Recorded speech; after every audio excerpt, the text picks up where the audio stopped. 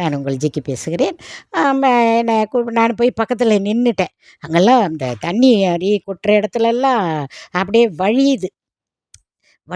வழுக்குது அப்படியே. அங்கே பயமாக இருக்குது கால் வைக்கவே. கவனமாக பிள்ளைங்கள்லாம் பார்த்து கூட்டி எல்லாருக்குமே வழுக்குது. அது கவனமாக எல்லாம் போய் ஸ்ட்ராங்காக போயிட்டு நின்னேங்க. போய் கொஞ்ச நேரம் நின்றுட்டே இருந்தேன், பயந்துகிட்டே இருந்தேன்.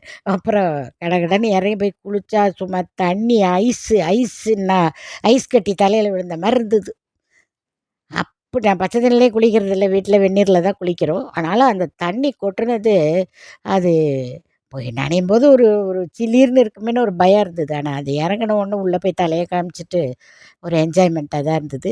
ஜாலியாக அத குளிச்சுட்டு அவ்வளோ சில் தண்ணி இருந்தது. எனக்கு பயமாகவே இருந்தது கோல்டு கீல்டு பிடிச்சிக்குமோன்னு. ஆனால் ஒன்றுமே பண்ணலைங்க.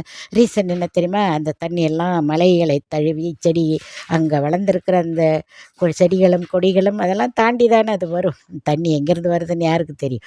அதில் பட்ட அந்த இதெல்லாம் பட்டதுனால ஒருத்தருக்கும் கோல்டு பிடிக்கலங்க. அதெல்லாம் குளிச்சுட்டு எல்லாம் என்ஜாய் பண்ணிவிட்டு கிளம்பலாங்கிற ஒரு ஐடியாவுக்கு வந்தோம். குரங்குகளை பற்றி சொல்கிறேன் உங்களுக்கு நான். அடுத்த வீடியோவில் பேசுவோம்.